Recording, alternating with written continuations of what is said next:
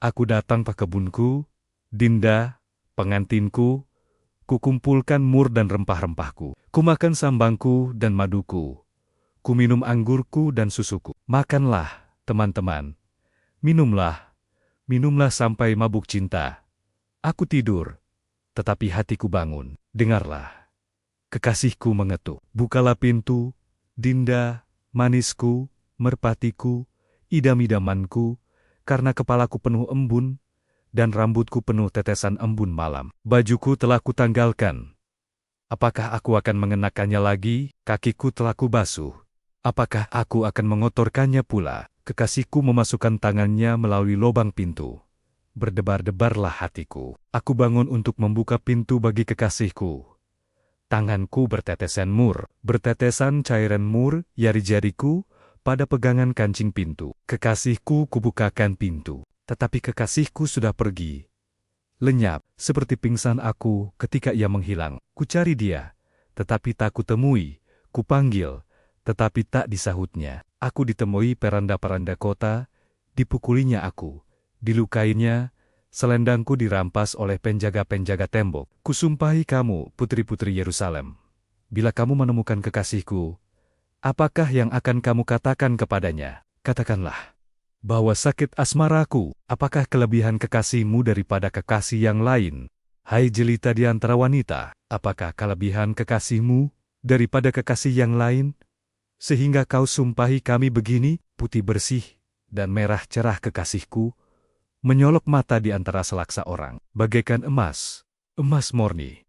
Kepalanya, rambutnya mengumbak, hitam seperti gagak, matanya bagaikan merpati pada batang air, bermandi dalam susu, duduk pada kolam yang penuh, pipinya bagaikan bedeng rempah-rempah, petak-petak rempah-rempah akar, bunga-bunga bakung bibirnya, bertetesan cairan mur, tangannya bundaran emas, berhiaskan permata Tarsis, tubuhnya ukiran dari gading, bertabur batu nilam, kakinya adalah tiang-tiang marmer putih, bertumpu pada alas emas murni, perawakannya seperti gunung Libanon, terpilih seperti pohon-pohon aras, kata-katanya manis semata-mata, segala sesuatu padanya menari. Demikianlah kekasihku, demikianlah temanku, hai putri-putri Yerusalem. Kemana perginya kekasihmu, hai jelita di antara wanita? Ke jurusan manakah kekasihmu pergi? Supaya kami mencarinya besertamu, kekasihku telah turun ke kebunnya, ke bedeng rempi-rempa, untuk menggembalakan domba dalam kebun dan memetik bunga bakung. Aku kepunyaan kekasihku, dan kepunyaanku kekasihku, yang menggembalakan domba di tengga-tengga bunga bakung. Cantik engkau, manisku, seperti kota Tirza, juwita seperti Yerusalem, dahsyat seperti bala tentara dengan panji-panjinya. Palingkanlah matamu daripadaku, sebab aku menjadi bingung karenanya. Rambutmu bagaikan kawanan kambing yang bergelombang turun dari Gilead. Gigimu bagaikan kawanan domba yang keluar dari tempat pembarsuhan, yang beranak kembar semuanya, yang tak beranak tak ada. Bagaikan belahan buah delima pelipismu di balik telekumu. Permaisuri ada 60, selir 80, dan dara-dara tak terbilang banyaknya. Tetapi dialah satu-satunya merpatiku, idam-idamanku, satu-satunya anak ibunya, anak kesayangan bagi yang melahirkannya. Putri-putri melihatnya, dan menyebutnya, bahagia permaisuri-permaisuri, dan seler-seler memujinya. Siapakah dia yang muncul laksana fajar merkah, indah, bagaikan bulan purnama, bercahaya bagaikan surya, dahsyat seperti bala tentara dengan panji-panjinya. Ke kebun kenari aku turun melihat kantem-kantem di lembah, melihat apakah pohon anggur berkuncup dan pohon-pohon delima berbunga. Tak sadar diri aku, kerinduanku menempatkan aku di atas kereta orang bangsawan. Kembalilah, kembalilah, ya gadis Sulam, kembalilah, kembalilah, supaya kami dapat melihat engkau. Mengapa kamu senang melihat garis sulam itu? Seperti melihat tari-tarian perang. Betapa indah langkah-langkahmu dengan sandal-sandal itu, putri yang berwatak luhur. Lengkung pinggangmu bagaikan perhiasan, karya tangan seniman. Pusarmu seperti cawan yang bulat, yang tak kekurangan anggur campur. Perutmu timbunan gandum, berpagar bunga-bunga bakung, seperti dua anak rusa buah dadamu, seperti anak kembar kijang. Lehermu bagaikan menara gading, Matamu bagaikan telaga di Hasibon, dekat pintu gerbang Batrabim. Hidungmu seperti menara di gunung Libanon, yang menghadap ke kota Damsyik. Kepalamu seperti bukit Karmel. Rambut kepalamu merah lembayung, seorang raja tertawang dalam kepen-kepannya.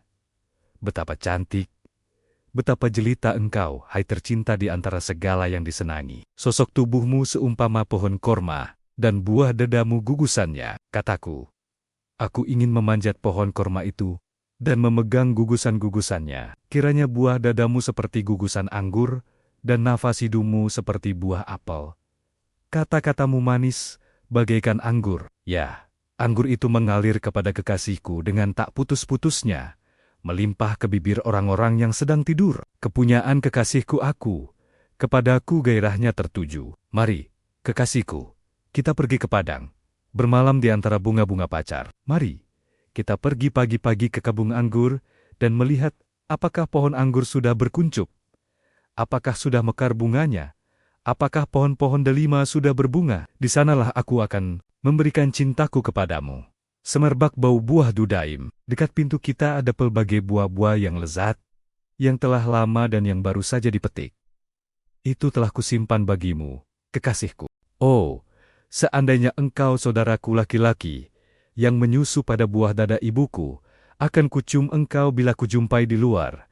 Karena tak ada orang yang akan menghina aku, akan kubimbing engkau, dan kubawa ke rumah ibuku, supaya engkau mengajar aku. Akan kuberi kepadamu anggur yang harum untuk diminum, air buah delimaku. Tangan kirinya ada di bawah kepalaku, tangan kanannya memeluk aku. Kusumpahi kamu, putri-putri Yerusalem, mengapa kamu membangkitkan dan menggerakkan cinta sebelum diingininya? Siapakah dia yang muncul dari padang gurun, yang bersandar pada kekasihnya? Di bawah pohon apel kubangunkan engkau. Di sanalah ibumu telah mengandung engkau. Di sanalah ia mengandung dan melahirkan engkau. Taruhlah aku seperti meterai pada hatimu, seperti meterai pada lenganmu, karena cinta kuat seperti maut, kegairahan gigi seperti dunia orang mati, nyalanya adalah nyala api. Seperti nyala api Tuhan, air yang banyak tak dapat memadamkan cinta. Sungai-sungai tak dapat menghanyutkannya. Sekalipun orang memberi segala harta benda rumahnya untuk cinta, namun ia pasti akan dihina.